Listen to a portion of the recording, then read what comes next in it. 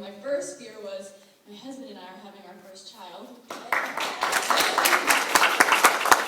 And my second one is speaking. I do not like to get up and speak, but God's been putting on my heart that it's time to step out of my comfort zone, so I've been stepping out in small, short steps. So here's my beginning today. My mom raised me in church. Every Sunday we went to church. Whether rain or shine, sick, I was going to church. And my first encounter with God was when I was 8 years old. And I can remember, there's a lot of things I don't remember in my past, but this one thing I will never forget. I was sitting in the back row one night, and I felt this tugging on my heart to go up front, like God was just calling me to go up front. And my mom thought, because I'm a squirmy child, that I was just misbehaving, so she kept saying, sit down, sit down. So when I got home that night, I said, Mom, my teacher talked to me about having this robe and sin in my life, and my robe was full of all these spots because of all the things, the lies I've told and the things that I've done. And I said, Mom, I don't want these spots on my robe anymore. I want them cleansed. And she told me the only way they could be cleansed is if Jesus cleanses them. So my mom immediately said, I didn't know that that's what you were doing. So she called the pastor over, and in my bedroom that night, we all gathered around and prayed, and that was my first moment of giving my heart to God. Amen. Now, I was young. I didn't really understand what it meant, to follow Jesus. So I decided at 18 years old that I was going to go out and do things my way. I had lived under a very strict household since I was 18, and I wanted to go out and see what this big world had to offer me. And I grew up in a small town, so it was time for me to leave the town, leave the nest, and see what was out there. So I packed up my bags and went to Branson, Missouri, and became a country music singer. And for a year, I sang every night. I wore the fancy gowns. I did the mingling. I was always on a diet.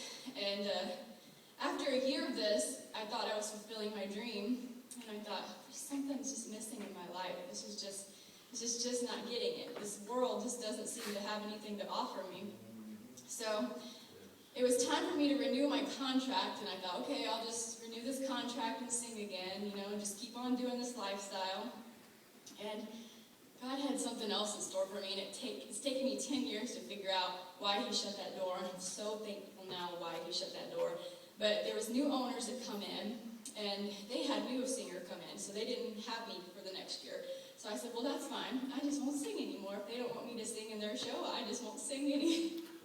So I decided to find out there's got to be something else in my life that I can do besides sing. So I decided to pursue the life of sales, because most of my family members, that's all they ever did was sales. And I decided to shoot for money, material things. I wanted a big house. I wanted a fancy car. I wanted everything that the world had to offer. But yet, the more things I had, the more items I had, the more clothes I had, the more jewelry I had, I still wasn't satisfied. I couldn't figure out what was wrong with me. Why was my life going the way it was going? After 2 divorces, I'm ashamed to say, I started thinking, maybe it's time that I let God lead my life. And I remembered, maybe I should change my choices. And so I don't believe anything in this life happens by chance. I believe God has a total purpose and plan for everything. And I won this trip to Rome. I'd hardly left the United States, let alone going to another country.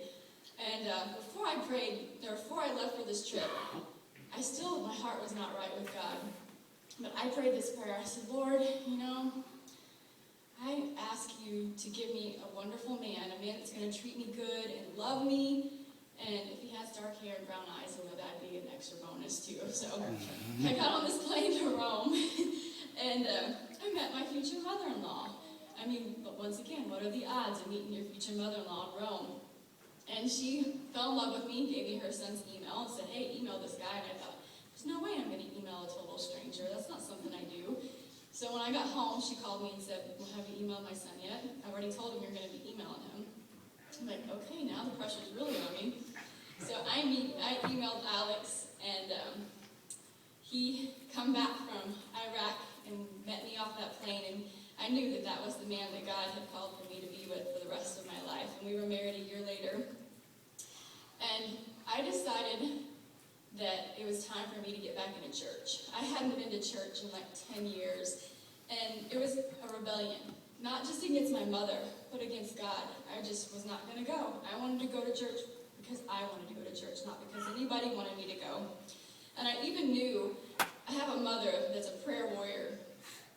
She prayed so hard for me, and I'd always tell her, Mom, I'll go next Sunday, and she'd be on her knees praying, and I would be trying to sleep in. I could feel, all of a sudden I'd wake up and like, Mom's praying for me right now, I can feel it. And so I'm like, I can't sleep, might as well go to church. But I didn't. So after being married for a year, I told my husband, I said, babe, I want to start going back to church. And he said, okay, whatever you want to do, I support you. So we went to this church where this pastor called Pastor Mac one day, he was speaking about having a personal relationship with Jesus. He was talking about Christians, people coming to church every Sunday, but not truly having that relationship with Jesus. And I thought, that's been me my whole life. I don't have a clue how to have a relationship with God. And I felt like he was talking to me, like I was that one person that nobody else was in the room, and he was just focusing in on me, and I'm thinking, how does he know where I'm at right now? And so when I got home, the next day I sat in my kitchen table, and I said, Lord, I don't know what this is all about, but I know that I have not fully surrendered and gave you my life. And from this day forward, this life is yours. And I'm asking you to take it. I've made a mess of my life. This last 10 years have been nothing but heartache and pain. But I'm done. I'm done running from you, and I'm giving you my whole life. So from that day forward, I knew that I had a new beginning and a fresh start. And I knew that God, this whole time, had given me free will and a choice. He said, you can choose the world, or you can choose me. And the world had nothing to offer me. I had done everything that the world said was awesome. I had the money. I had the nice things. I had everything that was supposed to make you happy, but it didn't. The only thing that's ever made me happy was having a personal relationship with Jesus. So I moved on. Alex and I moved to California, and we found this church. And Pastor Clyde was baptizing some people, and I felt like all of a sudden God was calling me to get baptized again, because when I was young and got baptized, I didn't understand. I just knew that this was something I was doing because it was the next step after my asking Jesus into my heart.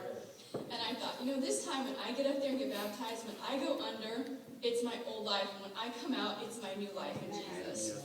Well, I chased Pastor Clyde out the door, and I said, you gotta get baptized. And you were going to do it on a certain Sunday. And I said, no, I have to do it this Sunday because some family's coming in. I had no idea why it needed to be that Sunday, but it had to be that Sunday. Well, when I went home to Missouri 6 months ago, my mom keeps records of everything that happens to her daughters and her Bible, good or bad. And back in 1888, the third week of April, was when I had asked the Lord into my heart. The day that Pastor Clyde baptized me was 24 years later. The day was the same day that I had asked God back into my life. So when I got baptized, it was actually the same date that I had gotten saved when I was 8 years old. And you can't tell me these things happen. So today I decided to give my testimony because it's been a year since that day that I got baptized. And today I'm going to sing a song called Jesus Save Me. It's the first song that I ever wrote, and it's the song that gives my whole testimony in it from the beginning to the end. Amen.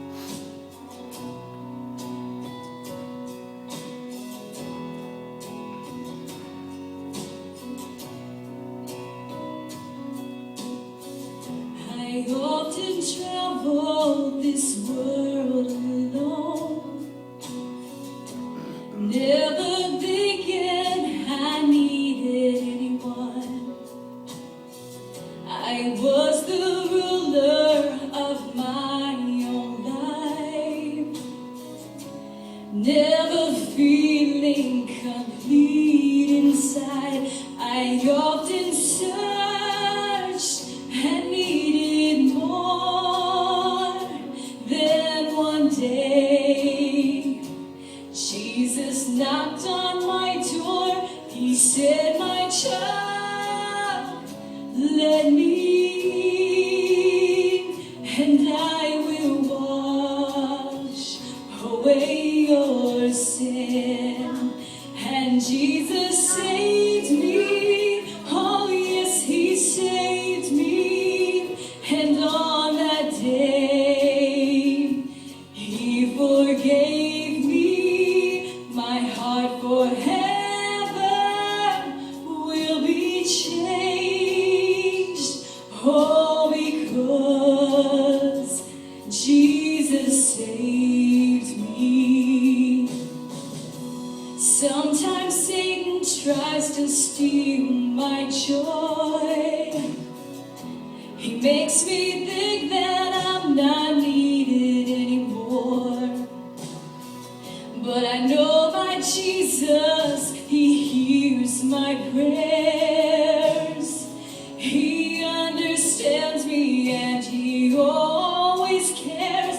I often searched and needed more. Then one day, Jesus knocked on my door. He said, "My child, let me in, and I will wash away your sin." And Jesus saved me.